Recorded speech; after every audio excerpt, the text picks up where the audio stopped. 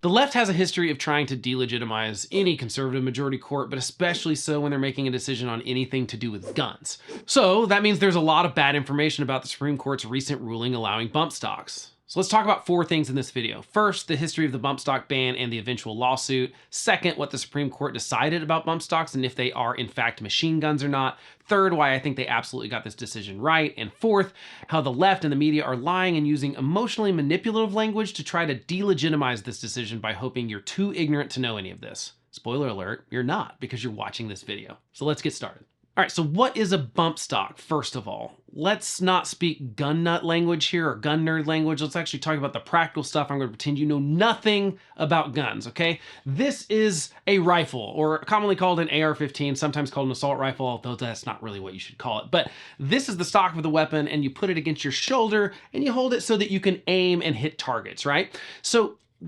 this is a solid piece, but a bump stock actually has a spring in this stock that allows the weapon to move back upon the recoil of the firing, and then you push forward with your non-shooting arm on the barrel, which pulls the trigger back forward and puts your finger against it, even though your hand, the bump stock often has this thing where you notch your hand in it so your hand holds still.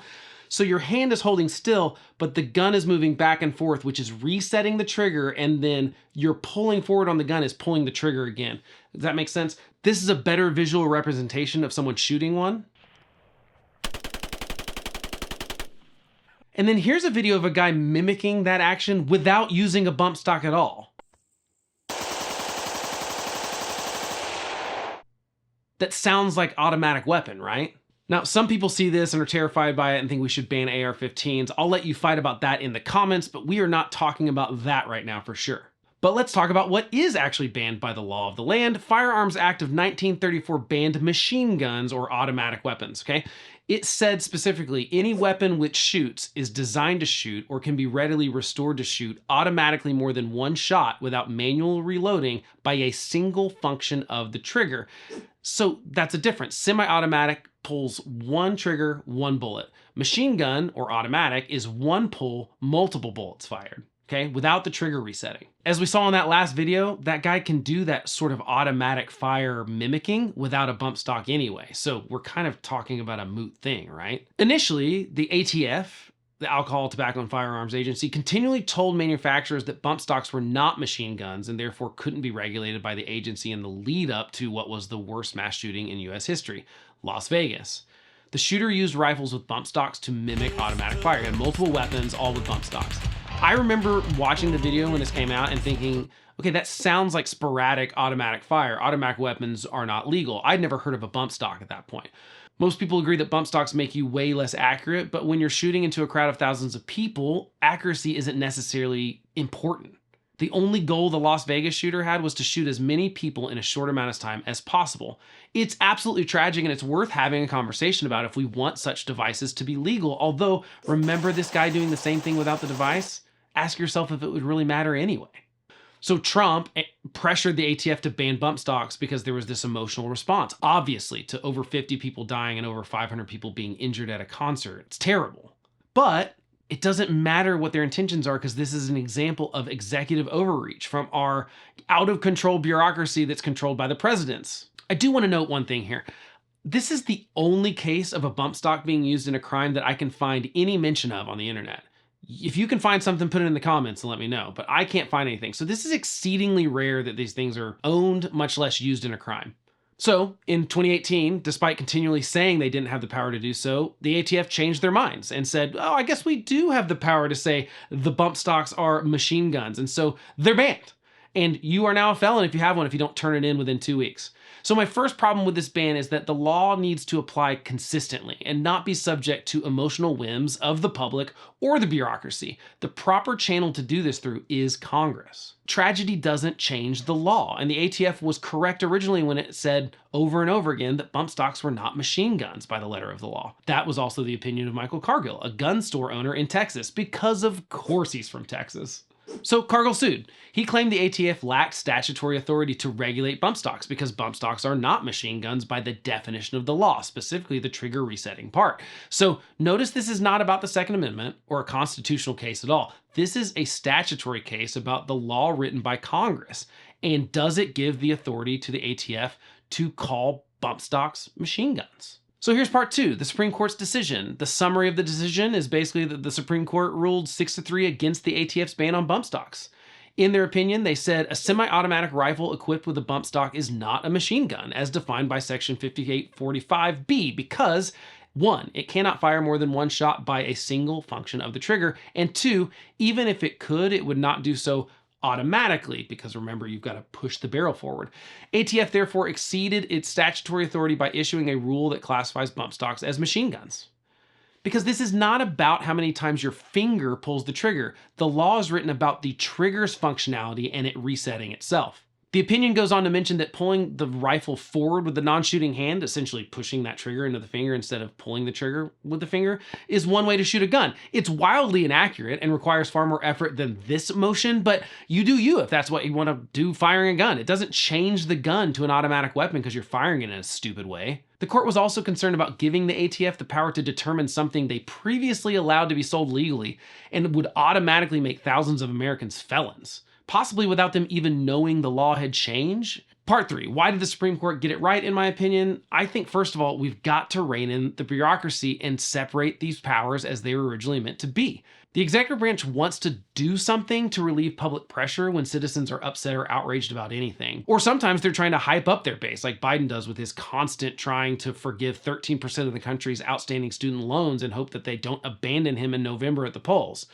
But they often know what they're doing is flatly illegal, but they let the courts be the bad guy. They'd rather try to say, oh, look, I did something, and the courts are the mean guys. This is like when you were a kid. Did you ever have a friend ask you to sleep over, but you didn't really want to go to his house? So you asked your parents to say no, so you could be like, oh, my parents said I couldn't come. Lame. Right? This is what presidents are doing by signing laws they know are illegal, letting the courts knock them down, because they obviously would, and then blaming the courts for not allowing them to do the thing that was illegal. It's absolutely delegitimizing the court, and I hate it. And of course, Congress is happy to let the executive branch do this because it keeps the angry people off their butts too. I'm going to get to the dishonesty of the left and the media in just a sec, but this was not really about rights. I just want to specify that again. This was not about gun control versus gun rights. The Supreme Court simply said that the legislative branch can change the law, not the executive branch. We have a separation of powers for a reason. And this is a simple statutory question. Does the ATF have the authority to say bump stocks or machine guns? The court said no, they don't. I've read no good argument that bump stocks are definitionally machine guns other than bump stocks increase the rate of fire, but there's nothing in the statute about the rate of fire increasing. And I do just want to note for you gun nerds out there, remember that this was Trump who did this. This was Trump's administration. This was not Biden's administration that tried to take away your gun accessory. This was Trump. Just want to reiterate that. This is Congress's job, period. Now, their law could be challenged as unconstitutional according to the Second Amendment, but again, that's not what this video is about. So feel free to argue in the comments on whether you think Congress should ban them or can ban them legally or not. That's fine with me. So let's get to part 4, how the left and the media are lying to delegitimize this decision. It's a misrepresentation of facts. They fundamentally fail to mention that this is about the black ink of the law and what it says the government can do, specifically what the executive branch can do via the power that Congress gave them. To do so, they often use emotion rather than facts. So let's pick on the LA Times here. They say things like, it effectively turned semi-automatic rifles into machine guns. The word effectively here is doing a lot of carrying. Effectively ain't the law. They go on to say a rifle equipped with a bump stock can fire at a rate of between 400 and 800 rounds per minute. Because everyone is talking about the rate of bullets being fired, which again is nowhere mentioned in the law. Everyone just keeps talking about, oh, you can fire it as fast as an automatic weapon. Sure, so the math is possible, but it makes you wildly inaccurate. But check out this old dude firing at more than 360 rounds per minute accurately on 3 targets without a bump stock. So let's just play this theory out. If you practice a bunch and can fire super fast like Jerry here, can the ATF call Jerry a machine gun? Of course not. LA Times goes on to say, unfortunately, the court, in a majority opinion written by Justice Clarence Thomas, decided minute differences in bump stock weapons and machine guns mean the ATF lacked the authority to adopt the rule. The law is very often about minute differences. If Congress wants to update the law, they're free to do so. The Supreme Court even says as much in their opinion. LA Times says, why in the world would 6 Supreme Court justices deny the federal government the ability to interpret the federal law to prohibit bump stocks? The only explanation is that the ultra-conservative majority supports gun rights virtually without question. They just as steadfastly refuse to recognize the enormous toll of gun violence in the United States. First of all, like I said, bump stocks have been used in one crime that I can find. It was a terrible crime. I will absolutely concede that. But it's used one time in a crime that I can find. In 2008, the Heller decision opinion written by Scalia explicitly said that Congress and states could regulate guns. This is a lie that the LA Times is saying. Scalia's opinion in the 2008 Heller decision explicitly stated that Congress and states could regulate guns. It said, nothing in our opinion should be taken to cast doubt on long-standing prohibitions on the possession of firearms by felons and the mentally ill, or laws forbidding the carrying of firearms in sensitive places such as schools and government buildings, or laws imposing conditions and qualifications on the commercial sale of firearms, aka background checks. And then the LA Times goes on to say, the gun lobby has so far prevented this from happening when we talk about Congress doing anything about it, which is BS. The gun rights groups have even said bump stocks might require more regulation in the aftermath of the Las Vegas shooting. But it is, in fact, Congress's job to do something, not the executive branches. And frankly, they don't need any encouragement from lobbyists to not do anything these days. Here's a little side note when people talk about the gun lobby. Do you know who the gun lobby is? It's citizens who donate money to gun rights organizations. That's who it is. The NRA is not like Planned Parenthood. It does not get hundreds of millions of dollars in funding from Congress and then in turn lobby against abortion regulations, right? Just food for thought. Or this is from New York Times. The narrowly written decision was not a Second Amendment challenge. Rather, it is one of several cases this term seeking to undercut the power of the administration agencies. Undercut? No, it's saying it has the exact amount of authority Congress originally gave them. It's not undercutting anything unless the ATF or other agencies try to step beyond the bounds of the law that they are bound to. In her dissent, Justice Sotomayor said, when I see a bird that walks like a duck, swims like a duck, and quacks like a duck, I call that bird a duck. A bump stock equipped semi-automatic rifle fires automatically more than one shot without manual reloading by a single function of the trigger. Because I, like Congress, call that a machine gun, I respectfully dissent. Frankly, we know you know what a duck is, but this isn't an eyeball test. This is a test of Congress's definition of a duck in Sotomayor's example. She's wrong about the single function of the trigger. Just quite frankly, she doesn't understand it because that's not a single function of the trigger. It is being pulled, reset, over and over again.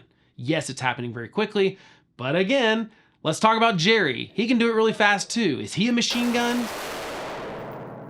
Senator Chris Murphy to CNN had maybe one of the worst lies. He said it signaled it is prepared to take away permanently the ability of Congress to do simple things like require people to go through background checks or move forward on taking dangerous weapons like AR-15s off the streets. This is ridiculous and he knows it. They said no such thing. He knows this is a lie. In Alito's separate short opinion on this bump stock ban, he said as much. He said, there is a simple remedy for the disparate treatment of bump stocks and machine guns. Congress can amend the law. Guess what, Senator Murphy? You are in that Congress. Did you know that you can write laws? I bet you didn't. So let's have this discussion. Do you think bump stocks should be properly banned via legislation? Discuss it in the comments, but be nice. Try to persuade people. Have you ever been persuaded by someone calling you names? I seriously doubt it. You can click or tap these videos if you want to learn more about this subject. You can also like and follow for more principled political content. Thanks a lot.